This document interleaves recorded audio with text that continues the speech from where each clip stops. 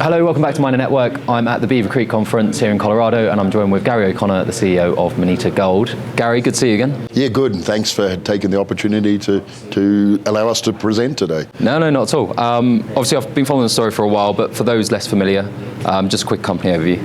Okay, Moneta Gold, we're TSX listed, we're based in Toronto. Our focus is Timmins. Timmins is Canada's largest gold producing camp. We're one of the largest landholders there, and we're advancing our Tower Gold project. We just put our new updated PEA out last week, and we're very pleased with the results, and we're glad to be able to get that out into the market.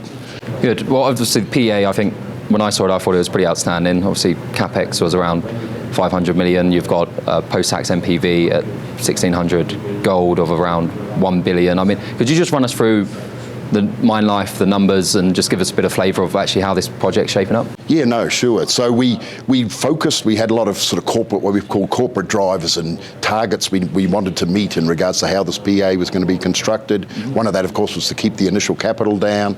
We only have a 517 million initial capital. We defer a lot of our capital.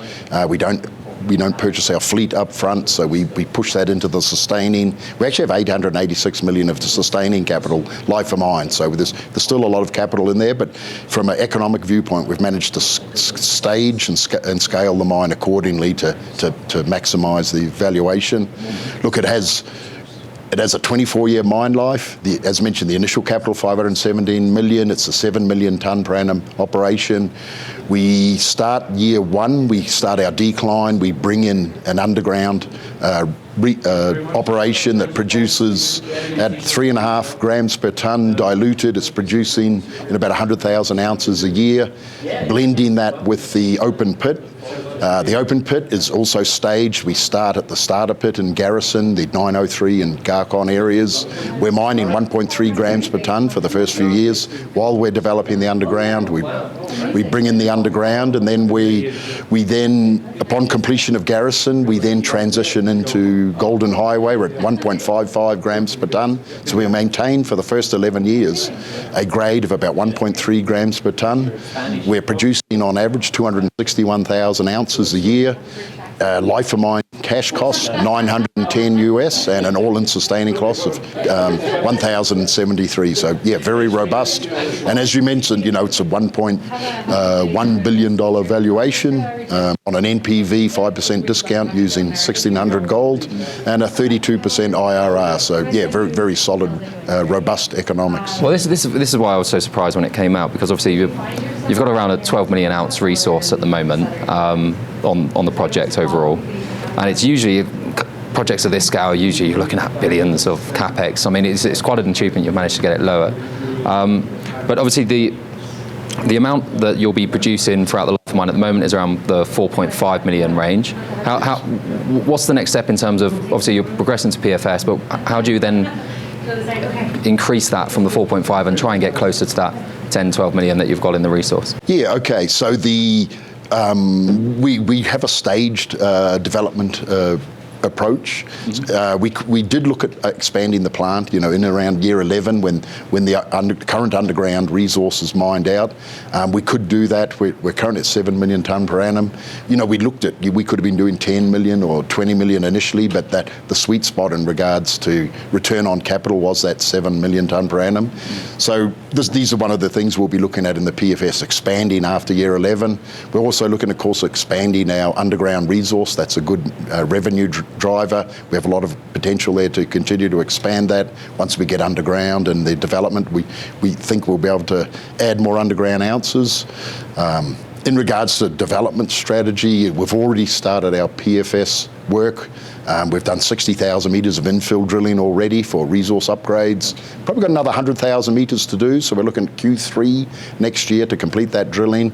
We'll update the resource then. We'll then roll into a pre-feasibility study. So, the first half of 2024, we'll complete that pre-feasibility. And at the same time, we'll have our EIA completed. We're well on the way with that. And the end of this season, we should have at least the field data collected. And at this stage, we're seeing no red flags. So things are looking good. Yeah. No, good.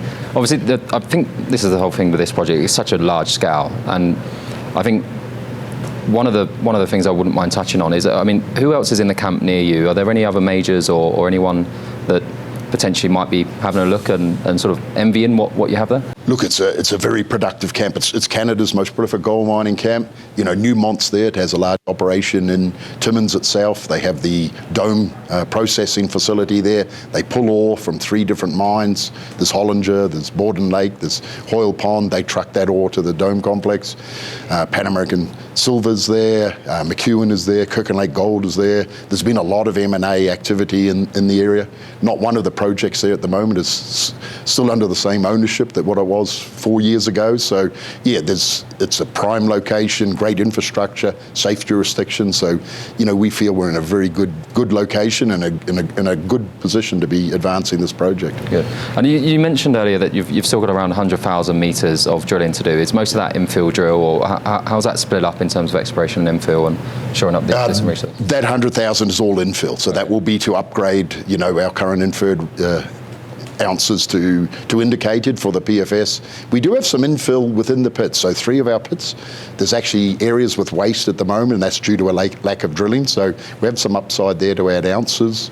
We're actually sampling a lot, notably in the Garrison area, sampling a lot of the historical core. It was not previously sampled, so that's currently classified as waste as well, 0 grade, because there's no assays, so we're assaying that. So there's some upside just within these current economic pits, and we've seen the good, you know, the economics of them, you know, the good relative strip ratios, the good mining costs, and, you know, and maintaining that grade for those first 11 years was really key for this, for the PEA. And what's the metallurgy looking like here? What's the recovery rates that you're looking at? It's very good. We have a very good recovery to gravity. So in the laboratory, we get up to 50%, you know, recovery. Probably in the plant, you're probably looking more like 25%. But the project behaves like a coarse gold deposit. We pull a lot of the gold in the gravity. Then it's very quick leach, so low reagent consumption, quick leach. So that's another aspect of why the capital was low. It's a smaller, you know, wet circuit, leach circuit, because within 24 hours we have a, you know, full leach.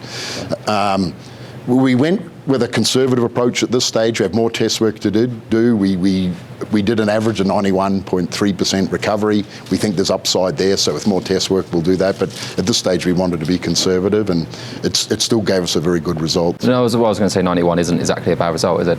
No. I just wanted to touch on, obviously you've got a lot of work planned over up until around 2024, early 2024, when you've got the PFS coming out. What's the capital structure looking like at the moment? Are you funded to do this, or how? Yes, we are. We just did a raise recently. It was a charity flow through, so it had a good delta, premium to the market. We raised over 15 million. Most of that was a flow through. That's all earmarked for this infill drilling. We pretty much have that accounted for. We've got 18 million in cash total, so we have, you know, and quite a lot of hard dollars as well.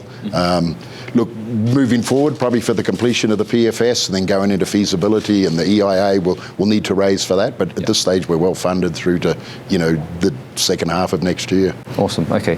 And I guess I know we've already touched on timelines, but what can we expect over, say, the next 6 months? Are there any new milestones that could be value accretive?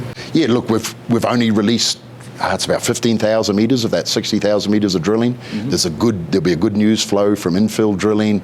There'll be good news flow from, you know, advancing the project. We've already given out, you know, requests for proposals for hydrological work, for geotechnical work. We'll be doing more met work as mentioned, so there'll be lots of value drivers there. So this infill drilling we're doing now, converting this waste to potential ore. So yeah, lots of ways of adding value. The EIA, of course, will be progressing. There'll be announcements of that, but it'll all be about de-risking and moving the project forward.